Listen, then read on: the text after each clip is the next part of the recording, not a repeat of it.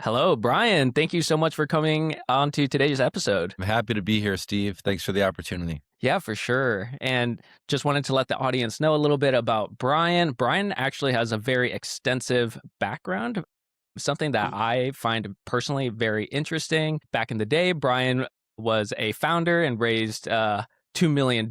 He had a company that he grew up to 80 team members. He was part of an executive team which got acquired by Postmates, UCLA, Anderson MBA graduate. He's got a stacked background. And right now, my understanding is you are currently the founder of Plugg Technologies, which is a nearshoring company. Could you kind of start us off with a little bit about your background, and then we can kind of start pivoting into what it's like in your new role? Yeah, totally. I think it's important for the audience to know I didn't grow up as an entrepreneur. Family wasn't entrepreneurs. I think a lot of people have these stories that I could never relate to. Like, yeah, we worked in the family business for 10 generations or Bro, that's my anything like story. that. Cool. My dad worked for the same company for 30 years. None of my uncles or, anybody in my life was entrepreneurial. So I kind of like missed out on, I think, what America really is, there's the mom and pop deli and dry cleaners and plumbing and electricians and, all these things. So my real entrepreneurial exposure didn't happen until I made it all the way to San Francisco. So I was, I think 30 when I moved there. Mm. Uh, and then I didn't become a founder right away, but I started working in, if anybody's ever seen like the HBO Silicon Valley show, it's not too far off. Hmm. The grind, the super fast hustle. Yeah, and like a lot of silly stuff as you step back out of it. But, everybody's working on apps and now it's AI, but there's a lot of really impressive companies that have come out of it. And, I had a 5-year run where I was in charge of recruiting and talent for these companies, which is pretty interesting because none of these companies are making money. They make money much later, but nobody's making money early. So they actually rely on investors to fund their existence. And whenever a check is cut, and these are big checks, like 10 million, 20 million, 50 million, investors want it spent right away. And what do they spend the money on? They spend it on recruiting. Mm. It all goes to hiring engineers and hiring salespeople. And you need to do it quickly so they can build the Keep product, scaling faster. kind of scale, move and stuff. So that was my job. And I got exposed to how these VC funded tech companies were working. And then it wasn't until kind of late 2015 that I finally had the courage and, um, I was just like ready to play the founder card. And that's what started my journey there. That's awesome. So how long was that between being like head of talent to finding your own business? Yeah, so I had about 5 or 6 years Mm. in the Midwest and Southern California, where I was like a agency recruiter, and then another 5 years or so as a head of talent guy in San Francisco. So figure, 10, 11 years, and then I started that entrepreneurial journey. Gotcha. It's actually really interesting from my perspective when you enter the startup community and you like kind of like live it. Yeah, It's really cool how like the brain like changes, and it's like it's nice to have processes and established like work and stuff, but like in terms of startup world, you are constantly pivoting and just moving as fast as possible, and you don't really get it until you're like in it. Like the sense yeah, of panic, but the excitement from all of it, it's super interesting. yeah. I think like a funny equivalent. So I've got a dog who just had his birthday. So he just turned 9, which I guess is 63, right? In Yeah. human years, right? Dog So years. so Yeah, human years. yeah, Yeah. yeah. So like he's still hyper, but you can see like a little gray hair, right? But I think working in tech startups kind of has that same effect of like one Hmm. year in like regular Midwest corporate manufacturing, is So like slow. 5 years and, in like a tech startup. And I would talk to some of my friends who had similar roles to me, like they were the head of recruiting. And by the way, the pressure is everywhere, not just recruiting. But, Mhm. we would all kind of joke like we only had a couple of runs in us, Like I don't know if I have another run in me to like have all the pressure to be ahead of talent in this fast-paced tech startup, and if we don't hire the elite engineers and source them and close them, and everybody else is trying to do the same thing, and the competition and investors breathing down your neck, and the CEO and the product people, and sales needs this, and engineering needs this, and every day if like you don't move it forward, there's so much stress around it. So uh, I don't begrudge anybody that doesn't want to be in that environment, and it's hard to do that more than a couple times, to do it for more than a couple of runs. Yeah, 100,000% agree. I have recently kind of been saying that to a lot of people. My background is kind of interesting. For the listeners, if you're new, my background was in aerospace engineering. Mm, I did that for like 5 years, but I wasn't super into it, and I personally always wanted to be an entrepreneur. Going back to how you said it, how you didn't have that family and all those things, like my dad is an electrician. He started his own business like 20 years ago. awesome. My partner's dad, he's a manufacturing consultant and he like does his own thing. So I kind of always like grew up Yeah. with people who did their own thing. Yeah. And I don't know, I feel like I have a lot of willpower and energy. And so I'm like, hey, you know what? If I'm going to do it, I should do it when I have no responsibilities. I have nothing going on like too crazy, like Yeah. but so I did my first business and I did it. The goal was to start at 30, but I found a niche temporarily at 26. Nice. And I did that for like 3 years. And bruh, the amount of work and stress and burnout is like insane. Yeah.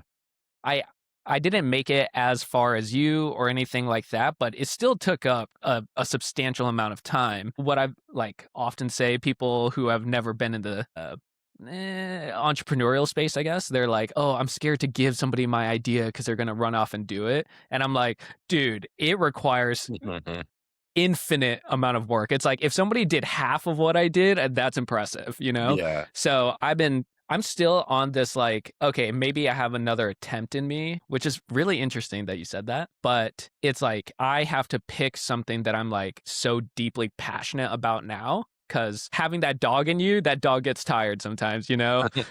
So yeah, it is not a glamorous life. Yeah. Yeah. Yeah, for sure. I'll reinforce that, and then I think it explains why people tend to be entrepreneurs when they're a little bit younger in life. I started late, I was 35 years old, when I kind of really, really had my first entrepreneurial run. So, a few years later, two kids, and then like when you get punched in the face and you get punched a lot, the weight of those are much harder because, like I'll give you a couple examples. I had a customer that 3 years later I'm still fighting for, but it was like a multi-million-dollar customer. And as they wrapped up, over $200,000 in invoices, was Mm, just kind of left hanging, and they stopped paying. Another example is when COVID hit, mm. a lot of projects just instantly kind of dried up, so if it's just me, and I can live a pretty Spartan lifestyle when it's just myself, Oh, like true. Yeah. and I think men, this is gonna come across kind of sexist, but I think men, there's like this Instagram page I follow that I get a kick out of. It's like men being men of like, when it like they can live on A rotisserie like chicken a day or something. and It's like like like a mattress on the floor and a camping chair, exactly. and I think I could do that. Like even in where I'm at in life now, I think I could do that if I needed to. Mhm. But when you have kids and a spouse and mortgage and private school and like all the stuff adds up. So the pain, so I went into it more wisdom, but now when I do feel pain, it's magnitude. It's like magnified. Yeah. That is so interesting. Yeah. But so when you were doing recruiting, was that kind of like, were you only in the tech space? Is that where you kind of got the Mostly, exposure? yeah.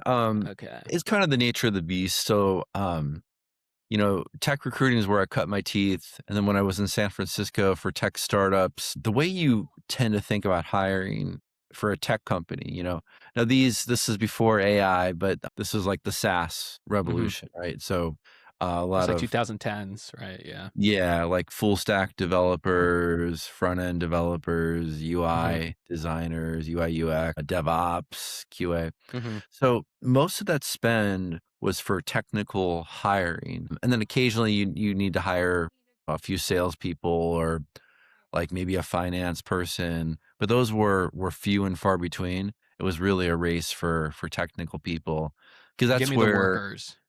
that's what drove the valuation. That's what drove the product. Hmm.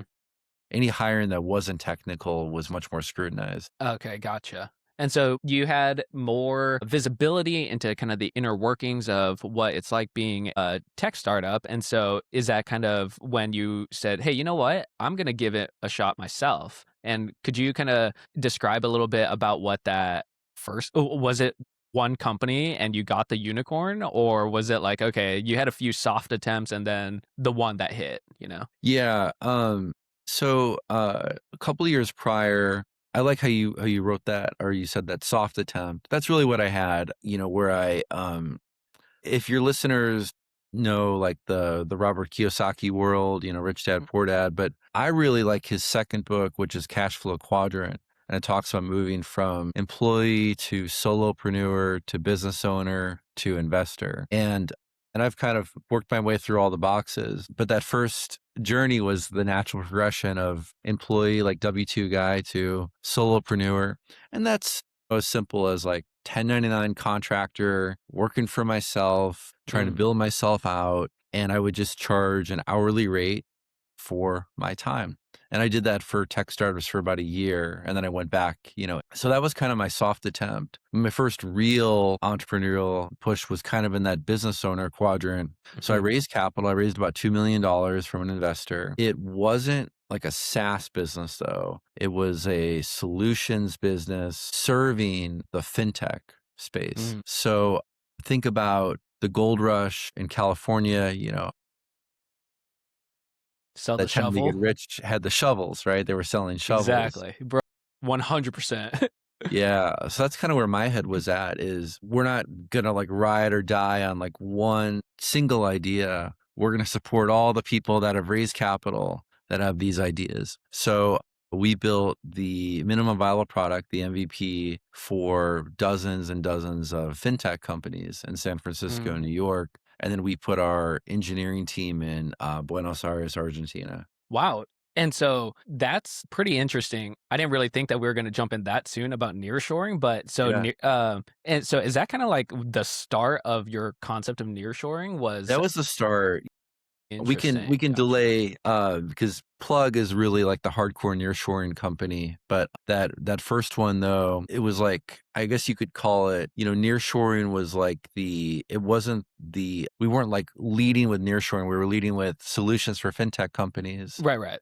Um, Which yeah, makes sense. but the nearshoring element kind of helped the economics work and it made our pricing attractive. Yeah, definitely makes sense, and I think that I had a friend who worked at a startup a couple of years ago, and they had it wasn't fully nearshored, offshored, I guess.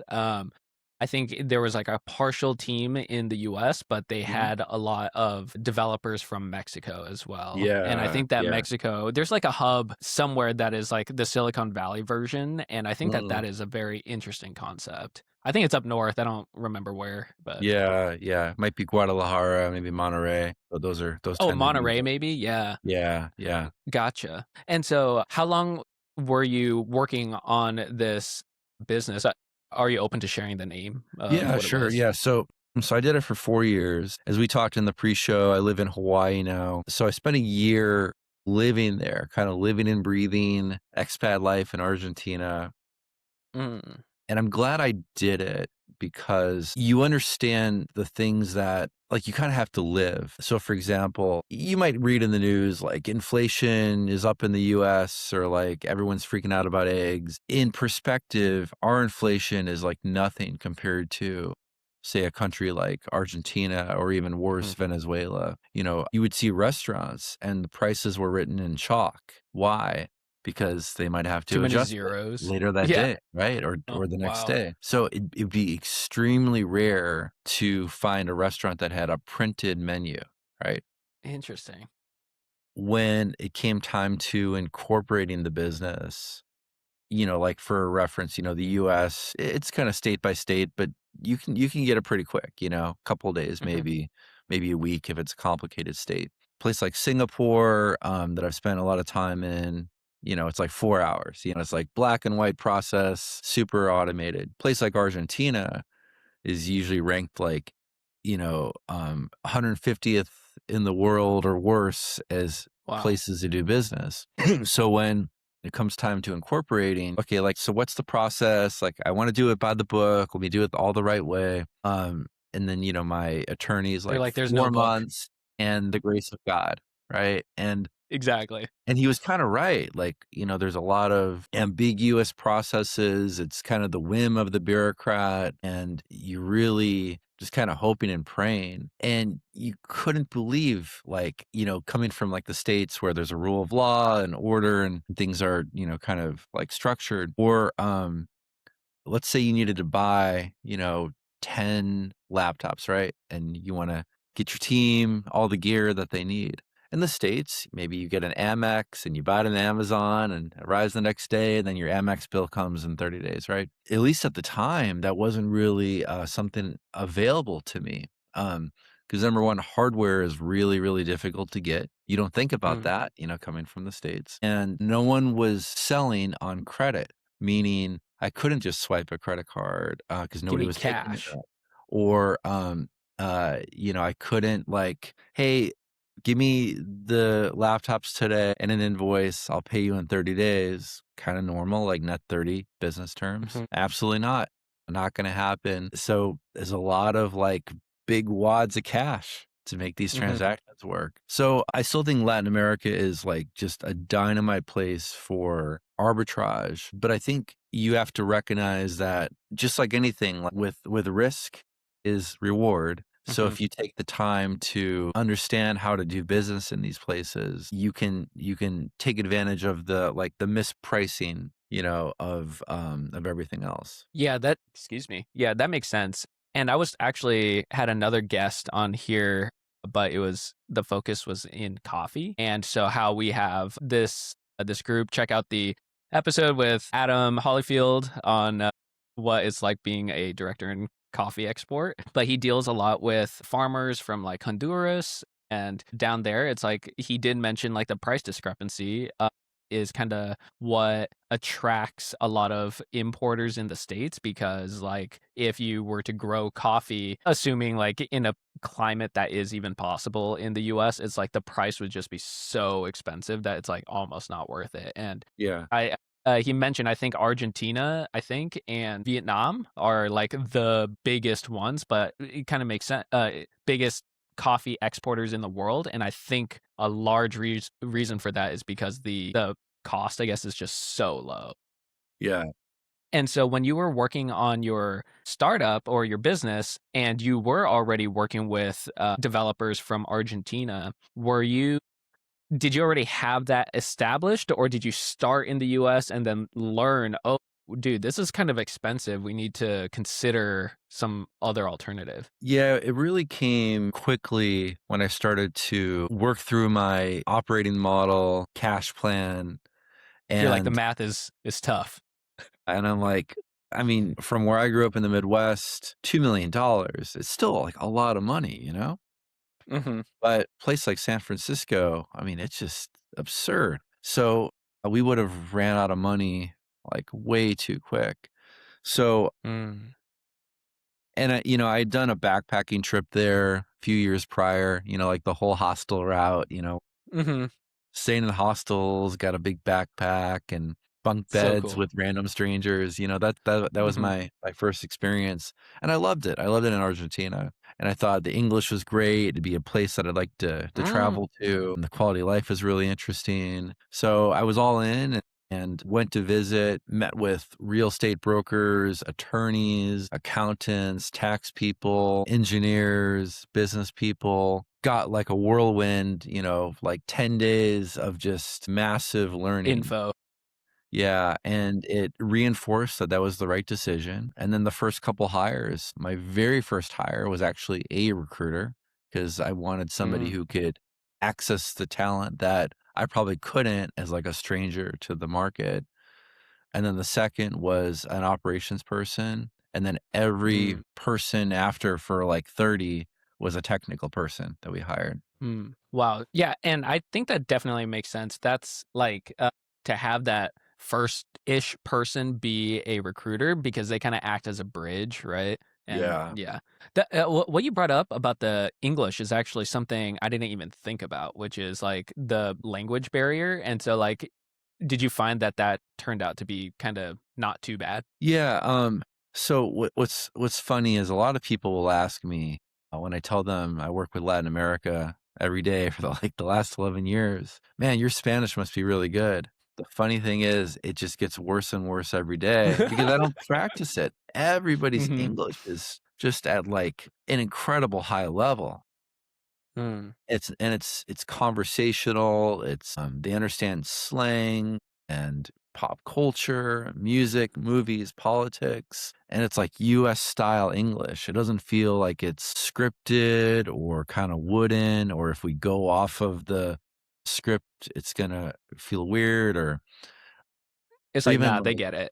yeah, and it's not and even some countries, when they have, like, British style English versus American style English, like, you can Mhm. see how some of the words are spelled, and it throws you off a little bit. It's just, like, so aligned to how we speak, talk, right, in the Mhm. States that I mean, I use my Spanish a little bit, like, getting around the cities and Mhm. taxis and ordering at restaurants, but otherwise, business like, English is the language of business in the Americas. Okay, gotcha. That's really cool. And so did you just select Argentina because you walked through it one time, or did you have, like, some other insight to explore, Argentina first? Like, did any of your old Yeah, colleagues or yeah, so at the very beginning, I kinda had this world is my oyster, and I was even looking at Asia. I'd never been to Taiwan, but I thought that could be kind of interesting because there's a lot of Japanese influence, hard workers, great engineers, a lot of, like, chips are made in Taiwan, so I thought TSMC? that yeah, so I thought that would be like a really interesting place, and then, thought about a few others, like maybe Vietnam, maybe Mexico, I wasn't sure. Mhm. I had some friends who'd done some work in Eastern Europe. So for like a week, it was like, where in the world was Carmen Sandiego? Like, look at the Mm. map. We could put it anywhere. But, I was going back to that solo trip I took. I went to Uruguay, Chile, and Peru also on that trip. Prior, I'd been to Costa Rica and Mexico on different trips. And I thought the time zone was really going to be a factor. I wanted to be on the same time Mm. zone. So that brought it back from the world is open 12 to, hours to, like yeah, yeah. yeah. So that kind of brought it back. And then I think out of those, maybe what I'll hit on, Steve, is why I initially chose it, but then why I stayed. Mm. Okay. So why I initially chose it, I think was all the stuff you might read in blogs, like same time zone, pretty good English, good education. Why I've stayed is kind of interesting. You start to think about all the things I shared earlier, wild inflation, crazy place to do business, confusing place, ambiguous, and that's really driven by poor leadership, right? Like Mm. poor elected leaders. Argentina 100 years ago was one of the richest places in the world. And Wow. then just terrible policy, decade after decade after decade, it just stripped Mm. the country of its wealth. So when you have a population, they didn't choose any of this. They were born there. They're trying to live their lives in chaos. It builds the skill set of adversity, flexibility, scrappy, calm under chaos, and they're really good problem solvers. So that's why I've stayed. And it's not just an Argentina thing. I've seen this in Peru. I've seen this in Bolivia, Mexico, Costa Rica, maybe less Costa Rica because that's a pretty developed place. But, the more developing the country in Latin America, the more you have this byproduct of really awesome people that have these innate skills that any entrepreneur would love to have on their team. That's interesting. Yeah, so it's like the velocity of the country's development can kind of like brew some form of like, I don't think innovation is the right word, but it's like people who are more driven maybe and they're trying to like step up. I think that's very interesting. Yeah, I think about it in terms of so I did my MBA at UCLA, but I also have one from Singapore, National University of Mm, Singapore. So I spent a fair amount of time there, and Singapore is the miracle story of like a swampland, and then in one generation, they're an economic powerhouse and glittering skyscrapers, like they're on the mhm. forefront of everything, technology, health, whatever. But then I was watching, the late Anthony Bourdain on this, like it was filmed probably 10 years ago when he was in Singapore and talking to a bunch of young people. And the sense that they had was it's this like perfect utopia, but because there's no struggle anymore in that Mm, country, they kind of lose that edge, of interesting. Yeah. being They're gritty like, and I don't know, I'll just scrappy. chill. It's solved. Yeah, yeah. I mean, everything's kind of Interesting. figured out for them. Now, I've got a lot of an admiration for Singapore, but there is a downside to being like a perfect country is Hmm. innovation can suffer because there's not this like need to be gritty and find alternatives. Gotcha. And so you were able to work with these engineers from Argentina and they helped build out your MVP and your product. And so like what was kind of like the timeline from starting that journey to kind of like when you exited, hopefully? Yeah. Yeah, so 4 years into that, is when we started to raise our family, and we were back in Mm, Hawaii. The travel was just too much going from Hawaii to Argentina. There's just no easy way to get there. mhm. It's usually multiple flights, and if you're gonna travel that long, you don't wanna stay there for 3 days. You need to stay there for a while. It just didn't make any sense with my young family. So I sold my shares in that business. The Mm, business is still alive today, but I sold my shares and I started two other companies. One was really geared towards my past life of being a head of talent for tech startups. And we would sell turnkey recruiting departments. So basically, mm. you raise money and usually you're kind of flat footed as a head of talent because you can't have a large recruiting team if you don't have capital to spend it.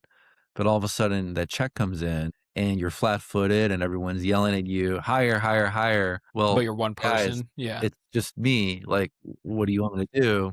I can't hire 20 engineers in 2 weeks. So we would kind of knock on the door of, so to speak, of those tech startups and say, hey, we can essentially rent you 3 tech sourcers and a tech recruiter, and they could start in a week and just crank for you and kind of be like part of your company for 6 months. Mm, And once they fill all the jobs, they move to the next company. So I grew that to about 60 recruiters and sourcers that were billing out to VC funded tech companies. And interestingly enough, almost all of them were based in Latin America because their English was that good. interesting.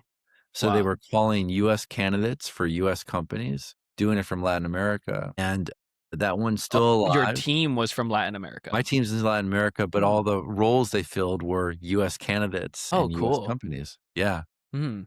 but Wait, great that's like English in the same time zone. reverse. Yeah, It's yeah, like reverse. It's like, okay, I'm in Latin America. I'm going to get the US person into the US company instead of like US yeah. company hiring from Latin America. That's Whoa, right, that's that's funny. right, That's cool. that's right. And, that one had its heyday, And if everyone remembers the quiet quitting era in Mm. 2021, 2022, all that pent up demand from COVID, everyone was Mhm. hiring. So we did really, really well then. The business is a lot smaller than it was during that heyday. But I pivoted, to Plugg, and Plugg, we're about 100 people today, and it's pure nearshore staffing, almost entirely IT people we'll put to work. Excuse me. So I think I need a bunch of software engineers, and then we'll advise the company on, should we do it in Mexico? Should you pick a Mhm. city, or maybe Bolivia or Uruguay, and general pricing, how you might want to think about hardware, travel, talent pockets, currency volatility.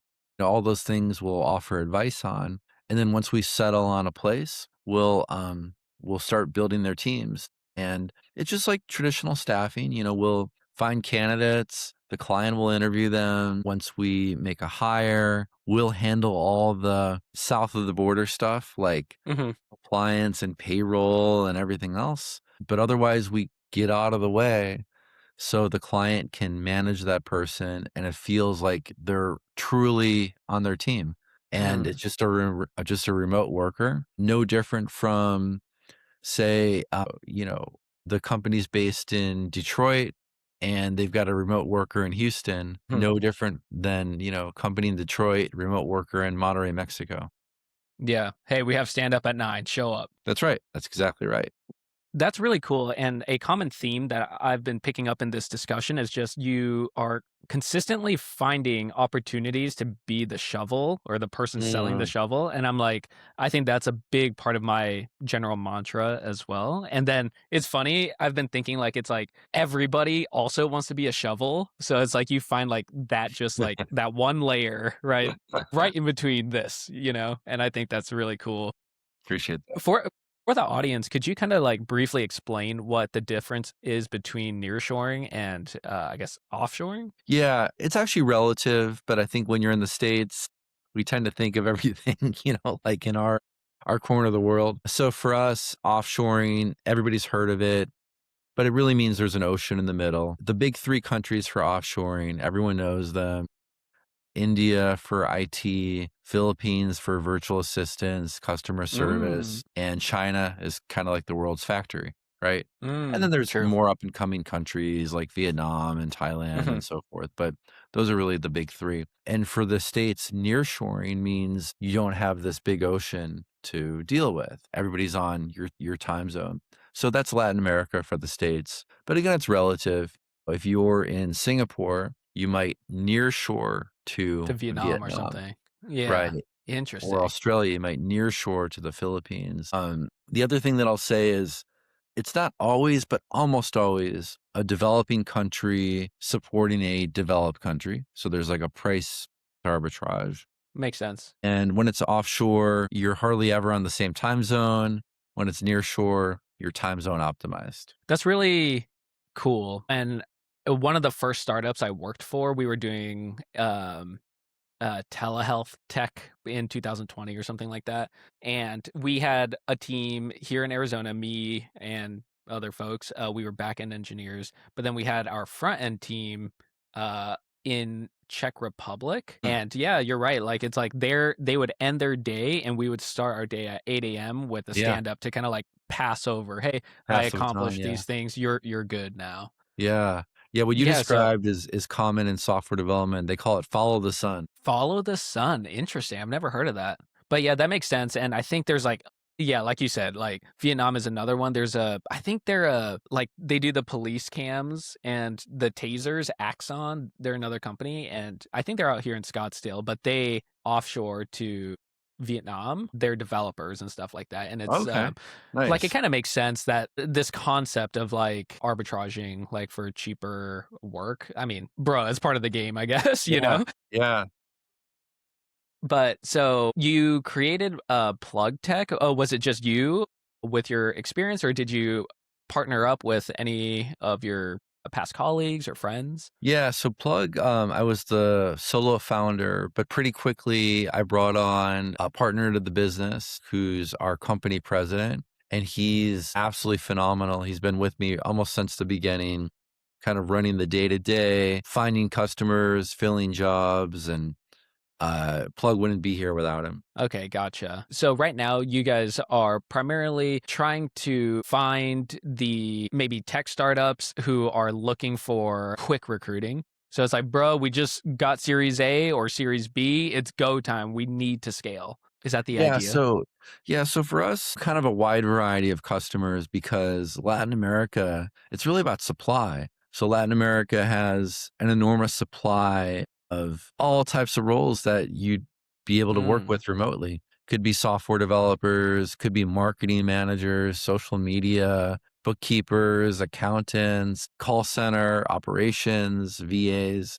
Latin America has all of that. So it could be a tech startup, and everybody's got a different reason why they might pick it. A small tech startup, maybe it's about cash. They want mm. to, just like me, you want to be able to make your dollar stretch. For like a mid-sized company, maybe they want the ability to add a small team together. For a much larger company, they're looking at flexibility, optionality, and the ability to scale broadly.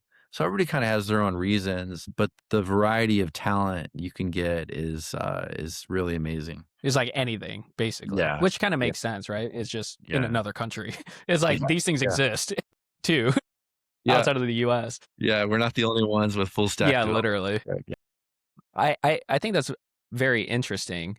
So when you are getting into this, I feel like my intuition is the startup cost for something like this, like kind of feels like it would kind of be a lot, or would it? I feel like it's a form of a marketplace, and my understanding of marketplaces when I was chatting with a venture capitalist group out here in Arizona is like you have to fill out both two like populations. You Right. need to get the customer, but you also need to have the vendor. And the way I'm viewing this is the vendors are like all of the skilled people from that are nearshored, and then the customers are the people who are looking to hire you. Hmm.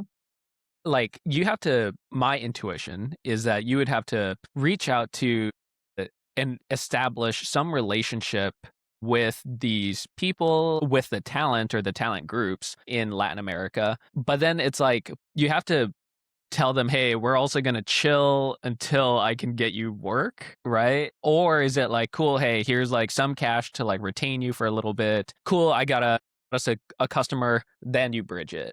That kind of Yeah. makes sense. What you're describing is the solutions world, and we're in the staffing part of that. And it's a great question because there's kind of two different pieces, and I've worked in both. When you're in the solutions world, you want to have the supply first, and then you look for the Mm-hmm. demand, right? So you want to have the supply of talent. Yep. So it can get expensive because you're basically paying engineers to sit on what we call the bench. So they're on the bench, Mm. and I think you were just about to get into something, Steve, like the startup cost to, build like a solutions company or a staffing company. So if you were to do solutions business, there's capital you need just to like get your office, get your hardware, get your engineers. Then Mm-hmm. you go out and find the right customers, and hopefully there's enough margin that starts to eat into that fixed cost outlay that you had. Mm-hmm. But you're kind of at some risk of customer could wrap up the project, and all of a sudden you've got 7 or 8 people that you got to Mm-hmm. find a new client for. And that client has to perfectly match what these guys' skill sets are. If you've got a bunch of Java developers on the bench, but your new customer needs Python, Python. Yeah. maybe you're kind of, out of luck there. What we do is staffing. So there's no bench. Everything is a boutique custom search. So we Mm. find the demand first, and then we locate the supply that meets that demand. Well, bro, that's pretty cool. I feel like that's in a way kind of like drop shipping. I think there's Yeah. a Yeah. okay, cool. You're like, okay, cool. You want it. Now I'll go get it for you. That's Versus exactly I right. have it. Here you go. Now, the good thing about Interesting. recruiting is you kind of build up like networks and databases and so forth. So, Mm-hmm.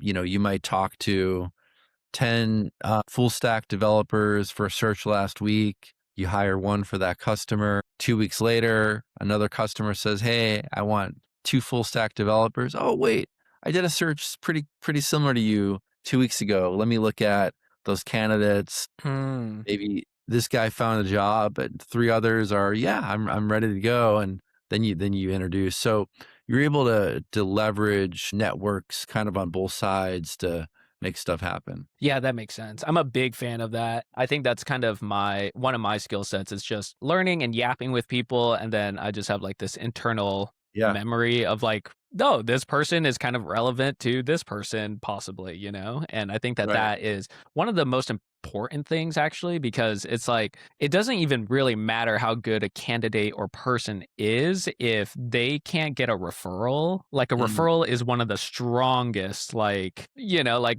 vouchers, I guess, to Yeah. say like, "Hey, this guy is like pretty solid." Then I don't know, that gives significantly more credibility to like the option, I guess. Right, right, of course. And so you've been working on this plug for like 4 years now? That's right. Okay, gotcha. What do you have envisioned for the next like 5 years? Do you have like a 5-year roadmap that you're hoping to Yeah, it's accomplish? interesting. I think to me the world is kind of split pretty hard, and my entrepreneurship journey is almost right in the middle of COVID. Mm, 2015, 2019, early 2020. I felt like you could have 5-year plans and you could like you had this baseline for what the world looked like, and you would make small changes or things like that. but But in gosh, general, it's pretty in line with what you're thinking. yeah, but post COVID, I mean, it's just been so volatile, right? Between COVID, quiet quitting, VC run up, VC Mhm. crash, AI boom, who knows? That's So, like 1 per year, yeah, so right? there's like Something like that. one wild thing per year, Mhm, or even like if you're in San Francisco, you'll know like Silicon Valley Bank went under in mhm. 2023, and Oh, yeah. that was huge, and that was like the bank for, The it'd be bank. like JP Morgan going under in Wall Street, or Mhm, like 2008, Lehman Brothers and stuff.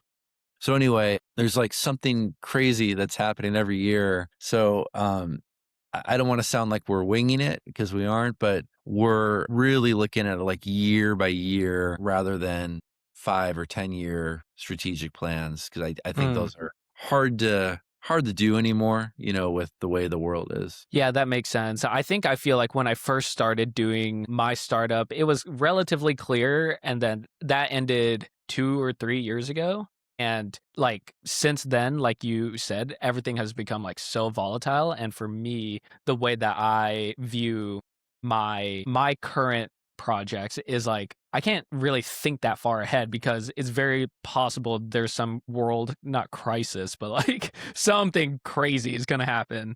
Yeah. Um, Yeah. yeah, I'm not going to try to get too deep into this, but at least within the past couple of years, have you experienced much difficulty working with these Latin American countries or companies with kind of like the current political climate?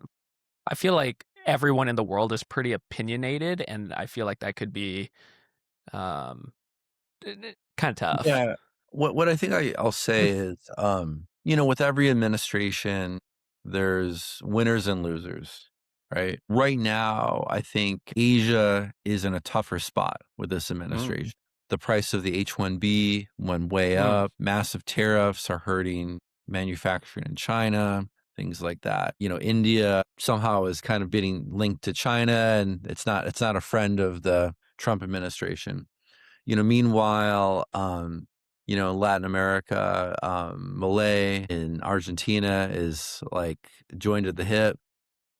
mm, And there's other things like Venezuela. I think Venezuelans are exactly. very, very happy after what happened with the capture of Maduro. It's really Mm, opened up that market, especially on the manufacturing front.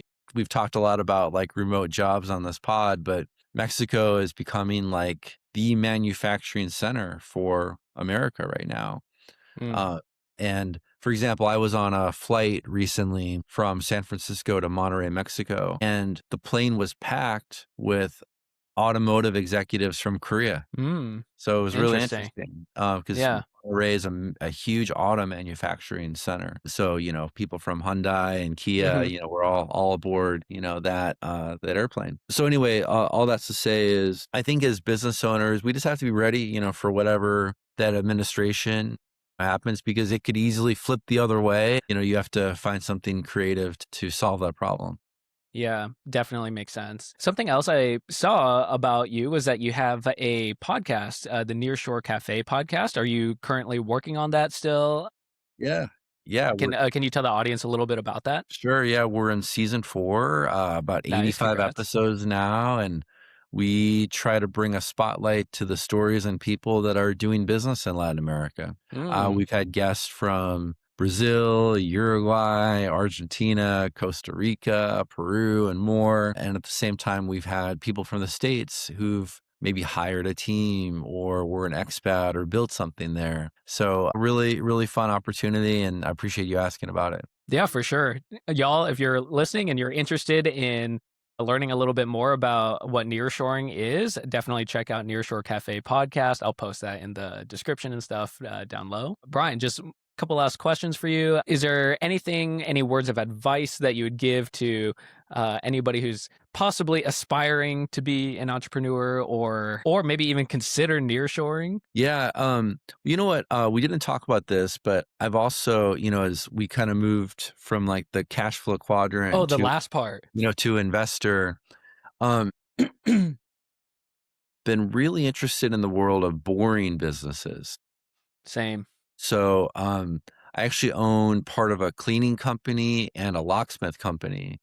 Mm, And then I also own part of a AI solutions company now. So where my head's at is looking for diversity, diverse books of business, diverse passive income. When you're first starting out as an entrepreneur, though, I think we've been drilled for the last couple of years of find passive income. Don't fall for that trap. Like you got to work for it. You got to earn it. You got to take your lumps. Get solidly in that investor quadrant, kind of work your way through the 4. But there's no shame in owning a dry cleaner or a junk haul hmm company or there's a million boring businesses, and it's so easy to be seduced by the $1 billion VC funded tech company. But you can make a very attractive 7-figure business with something very boring. Yeah, that's also been on my radar too. Like I said, started off doing a tech business because that's kind of like what my wheelhouse was. But I was like, bruh, there's money everywhere, and Yeah, like yeah. I said, my dad's an electrician. It's not, dude, that's hard work. But AI is currently not going to come in and change my light bulb or fix the electrical in my house. You know what I'm saying? Right. That's right. Yeah, 100% agreed with that, and I think that that is a really cool spot to be in, to be able to try and launch or do whatever you want to do. I have found that um, I'm not sure about your take, but I feel like sometimes for me, if uh, I I want to kind of like get into the weeds a little bit and really like learn. And so like Yeah. if I were to, okay, my dad's never offered, but if my dad ever offered me to do like help run his electrical business, it's like I feel like I should be in the trenches and learn Yeah. that experience, and then because I feel like I'm like pretty book smart, I guess, but Mhm. there's like real life components that you need to like experience. Do Totally. have you found that, or Yeah. was it Well, like or did you find like turnkey businesses to try? yeah. Well, I'll say 2 parts. I mean, I went through all that when I moved to Argentina with that, first company. Like, I could have easily sat in San Francisco and just hired a bunch of remote people, but I, wanted to get my hands dirty. Even though it wasn't Mhm, plumbing or electrical, I still got my hands dirty in the field, meeting everybody. And I think it's really important to know your business inside out. mhm, I love that philosophy, Steve. With the boring businesses, because I think I'm probably, I mean, I'm older, I'm in my 40s now, so for me, it's more of that investor quadrant. But I mhm, think if you're not quite there, and it takes time, it takes time to get there. That business owner quadrant, you said it, whatever kind of business it is. I listen to a lot of buying business podcasts, mm, uh, the pattern you hear is the ones that were successful. They really, didn't just fall for this nonsense of like, just work on your business, man. Don't work in it, work on it. you got to work in it for a while. You got to understand the Yeah. nuances. And I think your team respects you more too when you're working in it, not just, dropping an email here and there. Hey, what happened with this account? What's wrong with this? When you're leading from the front for a few years, they'll respect you. You'll respect them. It creates a much better culture and probably more profit too. 100%. And when it's so funny you say that, because I've talked to people who have they want to, or they've never done anything on their own, and they all say something along the lines of I'll just pay somebody to do that. And I'm like, bruh, no, you Yeah. have to know your business, like you said. And when they say that, I kind of just know, okay, you're kind of still in the close to zero experience phase, And Mhm. I think that is so critical to kind of know your team and know, like you said, the nuances. And I think that's really cool. I briefly was toying with the idea of oh, should I buy a gas station, or Yeah. should I Yeah. I was looking to franchising Starbucks or something, and I was like, Mhm. they don't do that. But yeah, it's not a super attractive concept, but it's okay, it is a opportunity, I guess, to invest your money, I guess. Yeah. Yeah. Totally. But Brian, I just wanted to say thank you so much for your time, and I really appreciate you coming on and sharing a little bit more about your experience as an entrepreneur, and explaining a little bit more to the audience and myself what nearshoring is. I think that is a really cool concept, and I think that it's cool to be able to label something that I've always known about, but having Uh-huh. an actual word for that. Yeah. And Yeah. again, everyone, definitely check out the Nearshore Cafe podcast. Links in the description below too. Awesome. Steve, my pleasure. Really appreciate the format of the show, your questions, and your energy. Awesome. Thank you so much, Brian. All right. Take care.